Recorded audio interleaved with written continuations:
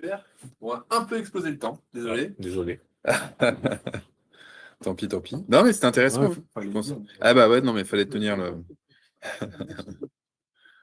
Donc, il n'y a pas d'autres questions en ligne, c'est bon. On peut passer à la suite, donc à Loïc Terman. Merci, Loïc Alsacien, donc, qui va nous faire une présentation pour la société UV Boosting. C'est partie des startups viticoles dans tous les salons. Alors, c'est plus officiellement une start-up, maintenant on est une PME, Voilà. mais Félicitations. c'est le même style. Je vais essayer de rattraper un petit peu le temps du coup et de faire ça assez rapidement. Bonjour à tous. Donc, pour information, je suis Leclerc Derman, je m'occupe de la partie accompagnement client des vignerons et expérimentation au vignoble du web boosting. Et du coup, je vais essayer de vous présenter deux, trois petites infos importantes en les illustrant avec des résultats, des exemples de résultats. L'objectif, c'est pas seulement de vous présenter uniquement UV Boosting, mais aussi de vous montrer ce qu'on est capable de faire en stimulant et en activant les défenses des plantes. Parce que concrètement, aujourd'hui, on met un petit peu cet aspect de côté, et avec les nouvelles réglementations, les nouvelles contraintes qu'on peut avoir aussi climatiques et de production, on aura de plus en plus besoin d'y revenir. Pour vous faire un petit cours d'histoire très rapidement sur UV Boosting, en quelques mots, concrètement, l'effet stimulateur des flashs d'UVC a été découvert en 2013 et une entreprise a été créée en 2017 après 4 ans d'expérimentation en conditions contrôlées. C'est-à-dire qu'on a fait des essais en serre et en laboratoire avant de passer au vignoble en 2017. Pourquoi je vous parlais du coup de flash d'UVC? Parce que UV Boosting, comme c'est dit dans le nom, on fait de la stimulation de défense, on booste les plantes avec de l'UVC. Et on parle de flash parce qu'aujourd'hui, en déplaçant la source dans les vignes, on expose les plantes moins d'une seconde. Donc c'est pour ça qu'on parle de flash d'UVC. Concrètement, on a commencé les expérimentations au vignoble en 2018 et jusqu'en 2020, principalement en station d'expérimentation et dans des instituts techniques type IFV, des centres de recherche comme les INRA et plein d'autres groupes du genre, pour ensuite lancer vraiment la commercialisation en 2021 et en 2022. Et donc, depuis 2021, on a des clients équipés dans quasiment toutes les régions viticoles françaises et dans une quinzaine d'autres pays. Donc, ce qui permet d'avoir vraiment une vision assez globale de ce qu'on est capable de faire en activant les défenses de la vigne. Du coup, pour vous montrer rapidement l'équipement, c'est très simple. On a des panneaux avec des néons qui envoient de l'UVC à l'avant des enjambeurs. Pour les vignes larges ou semi-larges, du coup, ça sera tracté par un tracteur interligne. Et sinon, on a aussi des modèles qui se vont sur chenillard. Pardon? Ah, parfait, très bien. Merci. Donc, du coup, comment ça fonctionne? Ça, c'est la diapo la plus compliquée que j'aurai dans la présentation. Concrètement, on expose les plantes à un flash d'UV. Donc, ça génère un signal temporaire, et la plante réagit à ce signal en produisant des composés de défense. Du coup, après exposition, la plante devient plus résistante. Attention, par contre, dans ce type de fonctionnement, on vient activer les défenses naturelles de la plante, c'est-à-dire qu'on ne lui apporte rien d'exogène. On ne va pas lui rajouter autre chose. Ça signifie que l'efficacité en sera forcément limitée. Parce qu'aujourd'hui, si toutes les plantes ont dans leur patrimoine génétique des mécanismes de défense contre énormément de choses, habituellement, elles ne vont pas les activer naturellement et toute la saison pour se focaliser principalement sur la croissance et sur la production. Nous, notre objectif avec notre technologie, ça va être d'activer ces mécanismes dès le plus tôt possible dans la saison pour que la plante soit protégée le plus rapidement. Du coup, je vais principalement vous montrer aujourd'hui des résultats d'expérimentation au vignoble, vraiment sur l'aspect macro, on va dire, de l'efficacité. Par contre, il faut savoir qu'à côté de ça, on s'est aussi attardé sur l'absence d'effets indésirables, que ce soit sur le végétal, sur le raisin, sur le produit final, le vin, et aussi sur l'environnement. Pourquoi je vous parle de cette absence d'effets indésirables? Parce qu'aujourd'hui, quand on vient stimuler une plante, comme je vous l'ai dit avant, on vient activer ces mécanismes de défense naturels. Ce qui veut dire que si on vient trop tirer sur ces mécanismes, on va forcément impacter la balance entre les mécanismes de croissance et de production et les mécanismes de défense. Ça, c'est quelque chose qu'on sait faire. Et aujourd'hui, ce qu'on cherche à faire chez nos clients et chez tous les utilisateurs de stimulateurs de défense, c'est de trouver le juste équilibre entre stimulation et surstimulation, on va dire, pour éviter ces effets secondaires. Du coup, ça, c'est la petite information assez intéressante et assez spécifique au mode d'action des UVC. c'est qu'aujourd'hui, une plante qui va être stimulée via les UV va être capable de se protéger et de mieux résister à différents types de stress. À la fois les maladies cryptogamiques, donc principalement odium, mildiou, black rot, et on a nos premiers retours aussi sur botrytis depuis l'an dernier, donc on en est assez content, mais aussi sur les stress climatiques, donc stress hydrique entre autres, parce qu'on est surtout lié au stress thermique, donc tout ce qui sera fluctuation de température, soit les coups de froid en début de saison qui pourraient gêner la floraison ou le développement en début de saison, soit les coups de chaud en fin de saison qui pourraient bloquer la maturité ou provoquer des brûlures sur les raisins et sur le feuillage. Et enfin, la troisième application qui est assez intéressante, les gelées de printemps. Ce qui est vraiment surprenant avec la stimulation par UVC, c'est que le même protocole de stimulation permet d'avoir des effets à la fois sur les maladies et sur les stress climatiques, parce qu'on active des mécanismes de défense génériques, donc qui ne sont pas vraiment spécifiques à un stress ou à un pathogène. On va dire que la plante active des mécanismes larges, à large spectre, pour être capable de se défendre contre plein de choses. Une de ces contreparties, c'est qu'en étant efficace sur plein de choses, on est donc aussi naturellement moins efficace sur tout. C'est le principe du polytechnique, on va dire, par rapport à la spécialité. Et donc, par rapport à l'adaptation, aujourd'hui, comme je vous l'ai dit avant, on a des machines à la fois sur enjambeur, sur tracteur interligne et sur chenillard. Petit point de détail par rapport à nos utilisateurs. Aujourd'hui, on a donc deux différentes manières d'utiliser la stimulation. La première, c'est ce qu'on appelle des programmes de sérénité. Là, l'objectif, ça va être d'ajouter les stimulations à l'itinéraire technique, mais sans le modifier. L'objectif étant du coup de pouvoir réduire les préjudices liés par des décrochages.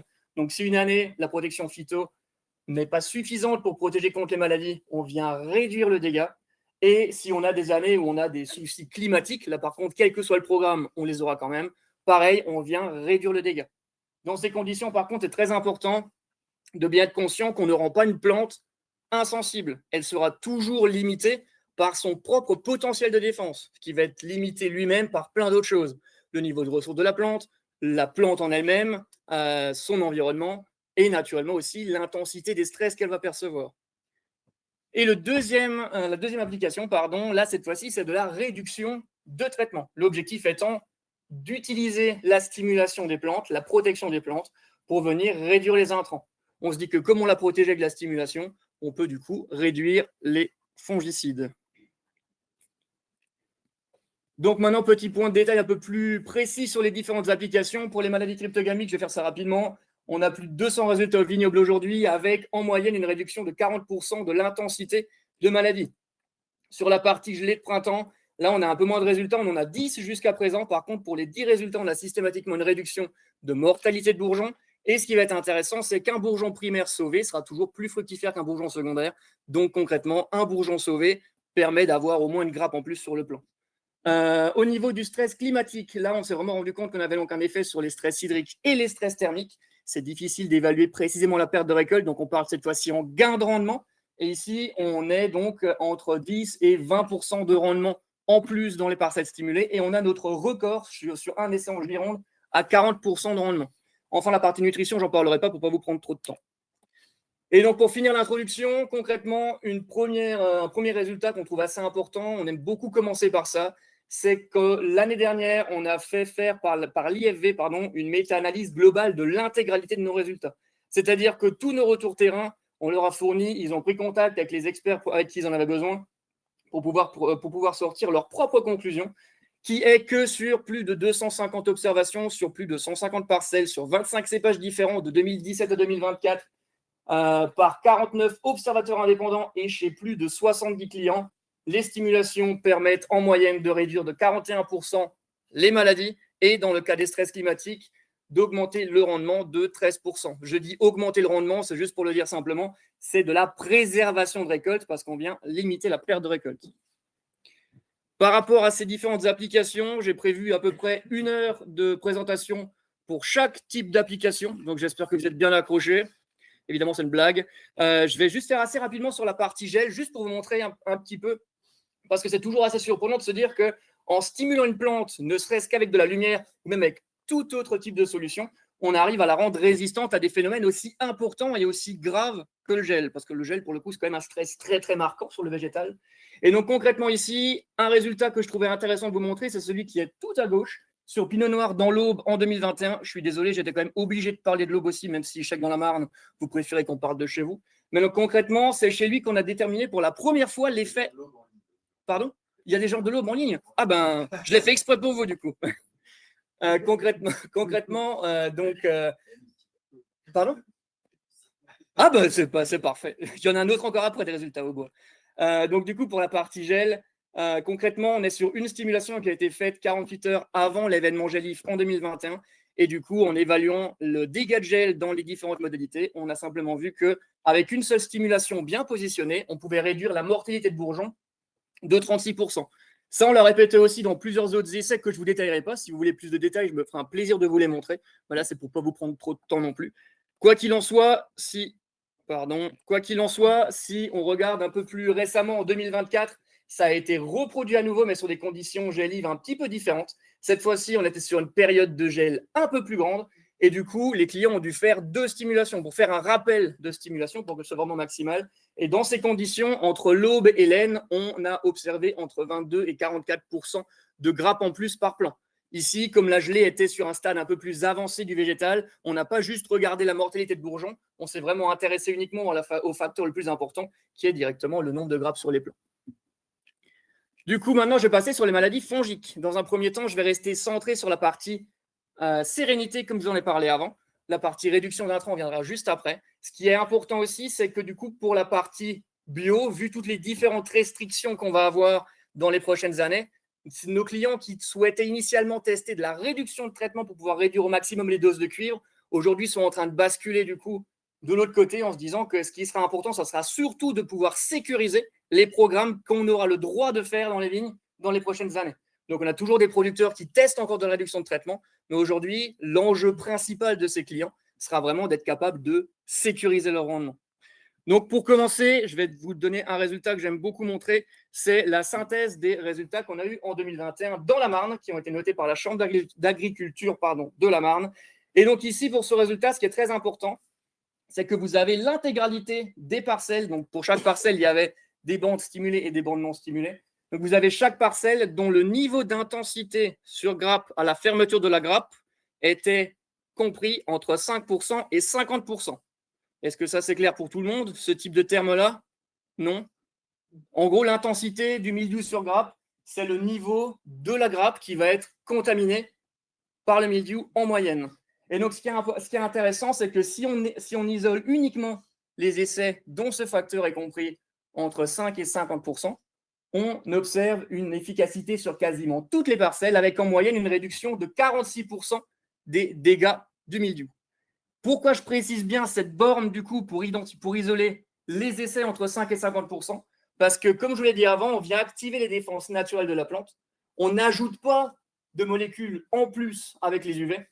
Donc, dans ces conditions, si la plante est trop contaminée, naturellement, à un moment, elle n'a plus la capacité, elle n'a plus les ressources à disposition pour activer de nouvelles défenses et donc elle décroche. Ce qui veut dire que nous, avec de la stimulation, quand je dis nous, ce n'est pas seulement le boosting, mais tous les stimulateurs, on ne vient pas rendre la plante immortelle, mais on vient juste lui permettre de mieux se défendre et de repousser ce moment du décrochage.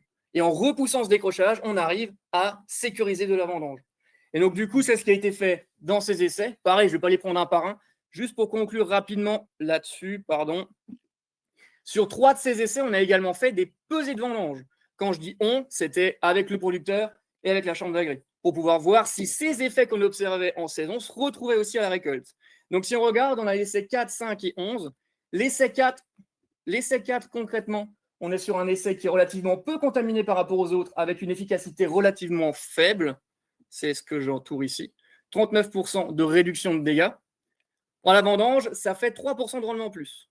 Pas spécialement intéressant dans ces conditions-là, mais ça suffit tout juste à rentabiliser la prestation. Donc, du coup, dans un sens, tout se passe bien. Par contre, si on regarde les autres essais, donc si on prend par exemple l'essai 5, sur l'essai 5, on a le même niveau de contamination, mais on a 84% d'efficacité.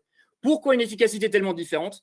Ça, c'est toujours la même chose. Comme on fait de la stimulation, l'efficacité de la stimulation sera dépendante de plein de facteurs liés à la vigne. Que ce soit du coup son environnement, le niveau de stress exact qu'elle a subi dans sa parcelle, mais aussi son niveau de ressources. Une plante qui va avoir des ressources va être naturellement capable de mieux se défendre que des plantes qui n'ont pas de ressources. J'ouvre une première parenthèse. J'en ouvrirai 3 comme ça pendant toute la présentation.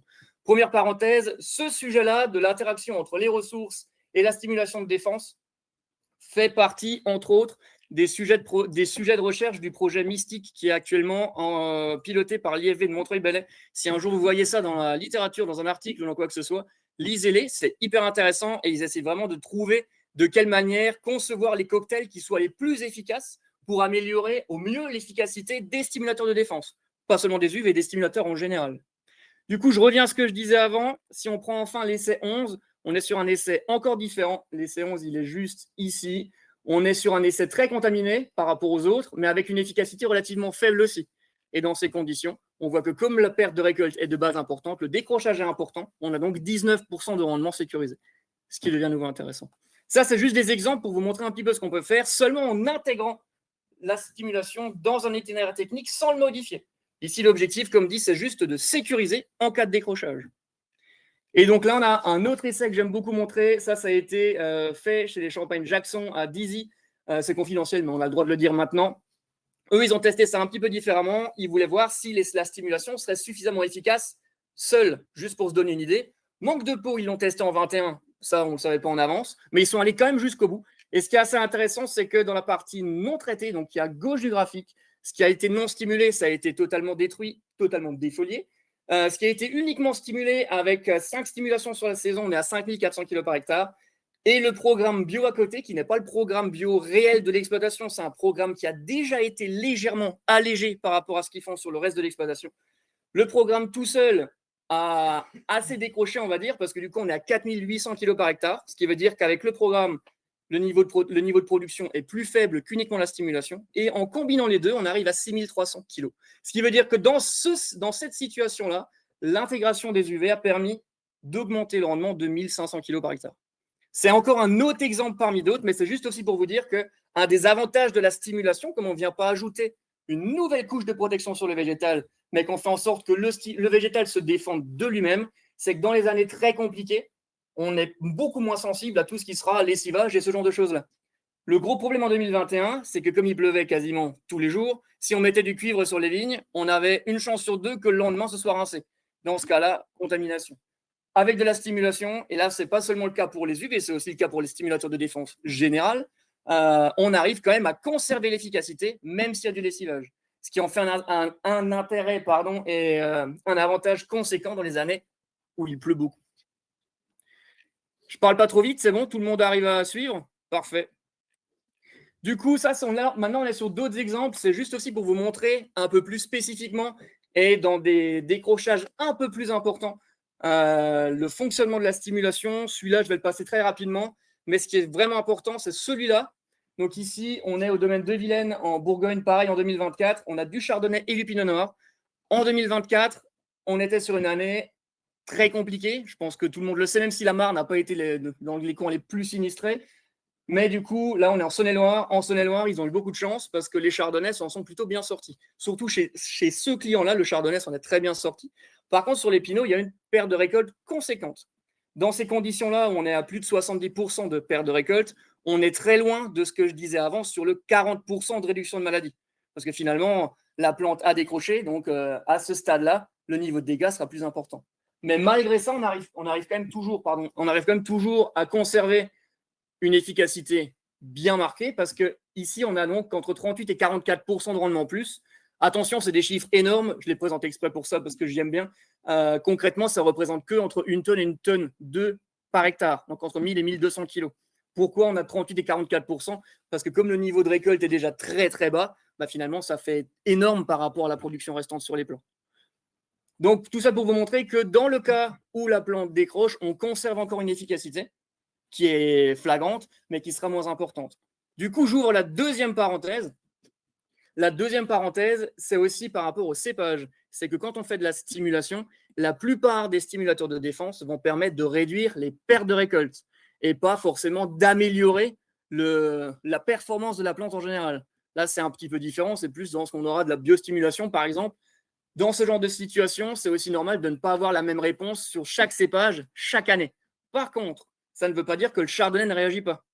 Ce qui est important avec ça, c'est juste que cette année, le chardonnay chez ce client s'en est plutôt bien tiré. Donc, l'effet ou même l'intérêt sera moindre. Par contre, pour le Pinot, là, c'est très intéressant. Et si ça se trouve, peut-être qu'en 2026, le Pinot s'en sortira très bien et que le Chardonnay s'en sortira moins bien. Et donc, le Chardonnay aura un meilleur résultat, un résultat plus intéressant. Ce n'est pas une différence de réponse à la stimulation. C'est aussi souvent une réponse du cépage, de la plante à son environnement. C'est très important de bien différencier ça parce qu'il ne faut pas conclure sur une seule année, mais vraiment avoir une vision un peu plus à long terme de la stimulation. Du coup, maintenant, un petit point sur les stress climatiques. Et donc ça, alors du coup, ça a été choisi exprès pour les aubois qui ont été inscrits. C'est un résultat de l'Aube à Montgueux. Donc un résultat qui a été obtenu chez Christian Vast. Et donc ce qui est intéressant avec ce résultat, j'aime beaucoup le montrer, Christian Vast est un utilisateur qui n'est pas satisfait de la stimulation. Concrètement, en 2024, il a fait des stimulations, il y a eu un peu de mildiou, un peu de réduction de dégâts, et à peu près 500 kg par hectare en plus dans les rangs stimulés que dans les rangs non stimulés, ce qui n'était pour lui pas suffisamment intéressant. Cette année, il a refait les stimulations. Pas de maladie en 2025, année plutôt très correcte. Par contre, quelques coups de chaud à certains moments précis de la saison. Ces coups de chaud ont donc impacté la plante, légèrement stressé les vignes et provoqué une petite perte de récolte qu'on a pu limiter avec la stimulation. Ce qui fait que cette année, en stimulant, on a en moyenne 900 kg par hectare en plus dans les 2 parcelles qui ont été stimulées. C'est aussi ça qui est intéressant. Et donc, j'ouvre la fameuse troisième parenthèse. La troisième parenthèse, c'est aussi l'aspect pluriannuel. Quand on parle de stimulation du végétal, il ne faut pas seulement raisonner sur une année, c'est que parfois les conséquences d'une stimulation vont aussi se voir à plus long terme. Par exemple, pour la stimulation avec les UVC, on sait aujourd'hui que les stimulations dans la saison permettent d'améliorer, en année compliquée, la mise en réserve. On suspecte, ça on ne le sait pas encore, mais on le suspecte, qu'elles ont également un effet positif sur l'initiation florale de l'année suivante. Et ça, pourquoi on le suspecte? Parce qu'on a vu dans plusieurs parcelles stimulées plusieurs années d'affilée que les rangs qui avaient été stimulés plusieurs années portaient juste plus de grappes par plan, avec les mêmes tailleurs, même protocole de taille, même méthode, même entretien. Et donc on pense que comme la plante va être boostée, stimulée et mieux tolérer son environnement pendant la phase d'initiation florale, on l'améliore. Pourquoi je vous dis qu'on l'améliore? C'est le résultat suivant. Parce que ici, donc là, on part encore un peu plus long, on va à Chablis. À Chablis, on a un client qui a stimulé, qui stimule d'ailleurs depuis 2022 et qui avait stimulé en 2022 sans résultat. 2022, pour ceux qui ne vont pas trop à Chablis, c'était une très belle année pour le secteur, des très beaux rendements, des très beaux raisins, c'était dans les bonnes années. Et donc, on n'a rien vu de particulier dans les parcelles. Par contre, en 2023, bonne année aussi, mais avec des petits pics de chaleur un petit peu éparses dans la saison. Et donc, à la vendange, on a observé 29% de rendement en plus dans les rangs stimulés que dans les rangs non stimulés. Et cette différence, elle s'explique par 2 phénomènes. Premièrement, on avait 17% de grappes en plus par pied. Donc ça, c'est justement ce qu'on vient attribuer à l'effet des stimulations de l'année précédente. Et en plus de ça, on a des grappes qui sont également 12% plus lourdes. Et donc ça, c'est un effet qu'on attribue aux stimulations de l'année. On a à la fois l'effet amélioration du potentiel pour l'année suivante. La plante est dans une très bonne année, tout se passe bien. Donc le fait d'être boostée, elle va mieux se préparer pour l'année suivante. Par contre, dans les années où elle va subir des micro-stress sur la saison, elle va aussi mieux réagir grâce aux stimulations de l'année. Pourquoi je vous parle de ces micro-stress? C'est quelque chose qui est assez général. On voit souvent dans nos vignes, dans vos vignes, les marques de stress en se disant que là, il y a un stress parce que ça se voit sur le feuillage, ça se voit sur les raisins, ça se voit sur l'aspect général de la plante.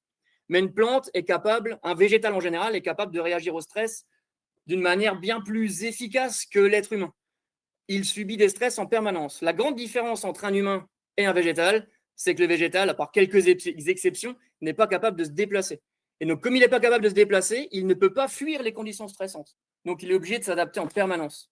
Et cette adaptation permanente à tous ces micro-stress et ces micro-phénomènes stressants, finalement, impacte aussi la performance de la plante. Et une plante stimulée, concrètement, va mieux tolérer ces micro-stress. C'est comme si on allait lisser concrètement son métabolisme sur la saison.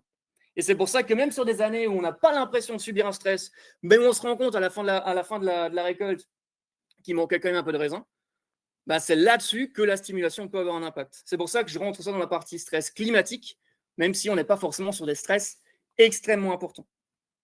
C'est clair par rapport à ça? Parfait. Et enfin, on arrive sur la dernière partie, la partie réduction d'IFT. Donc pour ça, je vais vous montrer un exemple que je pense être le plus pertinent, parce que je ne voulais pas vous prendre une demi-heure non plus à vous montrer plein de programmes phyto.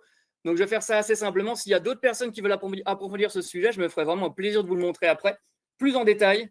Mais donc, on reste dans le chablisien avec un essai qu'on a mis en place, même un projet plutôt qu'on a mis en place, avec la chablisienne et la chambre d'agri de là-bas depuis 2023.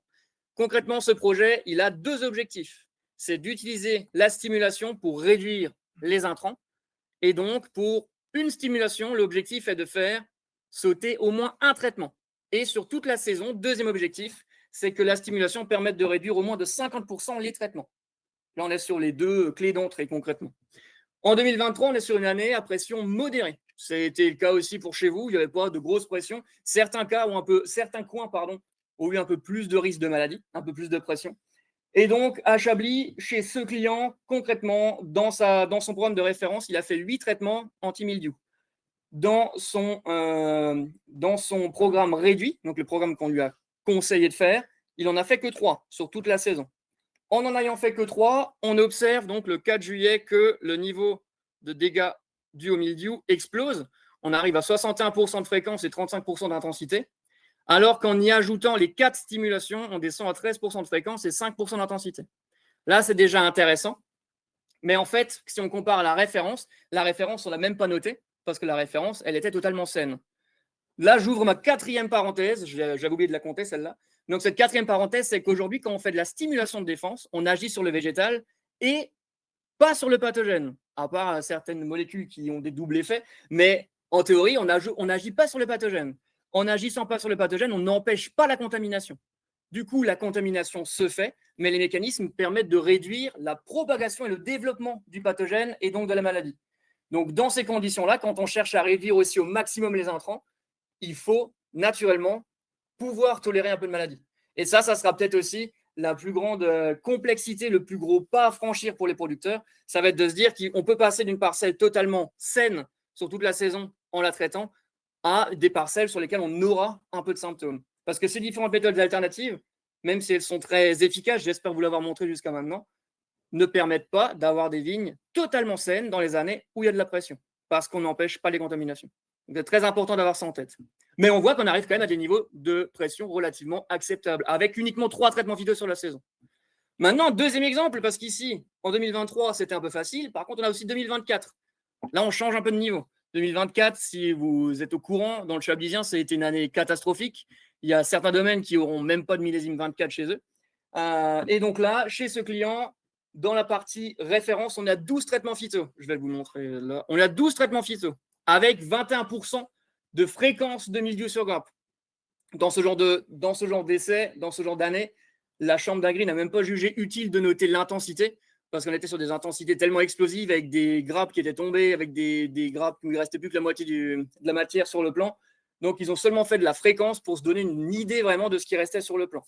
Et donc, du coup, on est à 21% de fréquence avec 12 phytos. Le programme pilotage, donc la règle de base, 50%, on est à 6 phytos. Là, on voit que ça explose, c'est assez flagrant. Et en y ajoutant la stimulation, on descend à 25%. Ici, ce qui est intéressant, c'est qu'on arrive quasiment au même niveau de protection que le 12 phyto. Et en ajoutant les stimulations à la référence, on arrive encore à en améliorer l'efficacité. Pourquoi j'insiste aussi sur ce dernier point? Parce qu'ici, concrètement, on est dans un cadre expérimental. Ça a été piloté par la chambre et par la chablisienne. L'objectif était vraiment de conclure sur les questions initiales. Et donc, on n'a pas changé le protocole. En réalité, si on devait conseiller ce type de programme à un producteur, on aurait ajusté en fonction de la saison et on lui aurait plutôt dit, finalement, on va peut-être faire quand même 60-65% des traitements. Donc, on aurait peut-être eu un 8 phyto plus 5 UV. Et dans ces conditions-là, on aurait sans doute été meilleur que la référence en ayant fait sauter les traitements et en les ayant remplacés par des stimulations. Et enfin, pour finir, 2025, parce que là, du coup, ça a été l'année la plus... Enfin, une année encore différente des 2 précédentes. Cette fois-ci, pas du tout de pression mildiou. Pour vous donner un ordre d'idée, on avait d'autres parcelles dans le secteur où on faisait des essais aussi carrément sans traitement et il n'y avait quand même pas de maladie. Donc, c'était vraiment une année sans pression. Et donc, cette année, on s'est principalement attardé sur le rendement et on a pu voir qu'après 3 ans d'expérimentation avec les mêmes rangs, avec moins de traitement, les mêmes rangs avec de la stimulation, on a donc fait dans la référence 9 traitements phyto dans le réduit 5 traitements phyto et en ajoutant 4 stimulations à chaque programme, on a entre 8 et 13% de rendement en plus pour chaque modalité. Et ce qui est vraiment intéressant, c'est que si on compare le réduit plus UV depuis 3 ans à la référence, là, ça fait 17% de rendement en plus. Pourquoi cette différence? Pour 3 phénomènes. Premièrement, on a pu stimuler la plante contre les stress climatiques de l'année, parce que du coup, cette année, il y a eu un démarrage un petit peu bizarre, chaud, puis froid, puis chaud, et une fin de saison très chaude.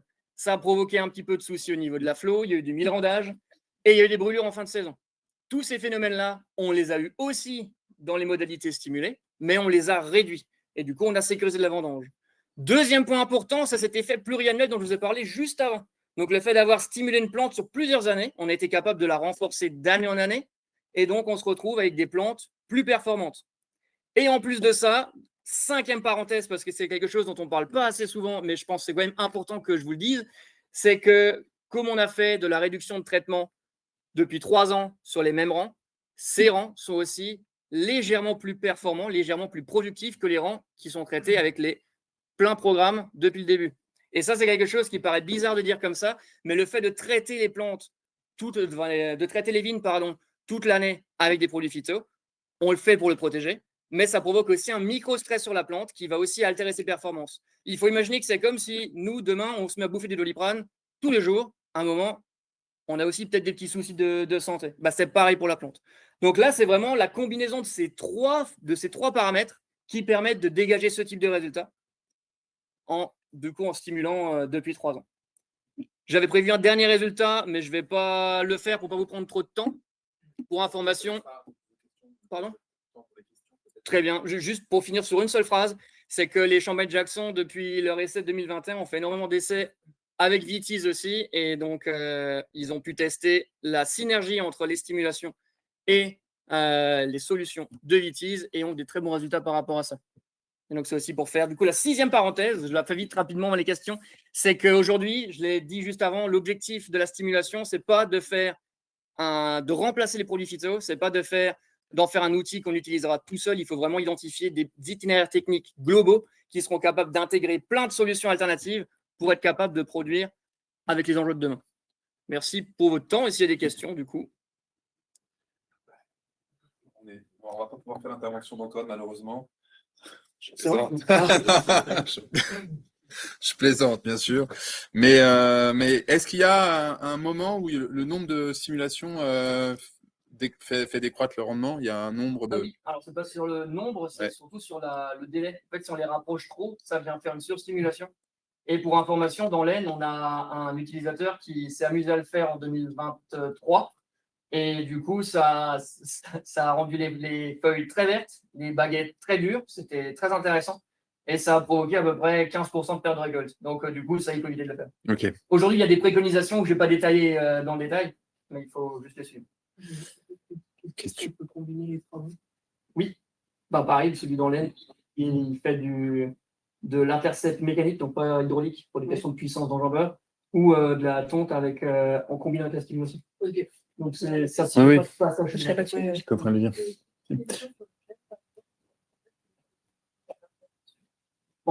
Entre 72 et 24 heures avant l'événement jalif. S'il y a 2-3 jours consécutifs, la première stimulation suffit. Par contre, si le risque se prolonge trop longtemps, il faut faire des rappels toutes les 72 heures minimum. Et donc là, l'exemple que je vous ai montré, ça a été fait avec 5 jours entre les 2 stimulations pour 2024. Est-ce qu'on peut équiper sur des chignards? Oui. Ouais. Et on en a un, du coup, dans la Marne, qui est un chapeau. Très bien. Voilà, super. Et un drago dans l'eau. Question sur les brûlures. Pas d'expérience de brûlure? Si. Et une expérience de brûlure, c'est quelque chose qu'on aime bien montrer aux nouveaux clients. Si on reste trop longtemps devant les plants, ça peut faire des brûlures. C'est juste visuel, ça pénalise pas du tout le plan et ça se rétablit très rapidement. Mais c'est assez flagrant à observer. Parfait. Merci beaucoup pour cette présentation dynamique.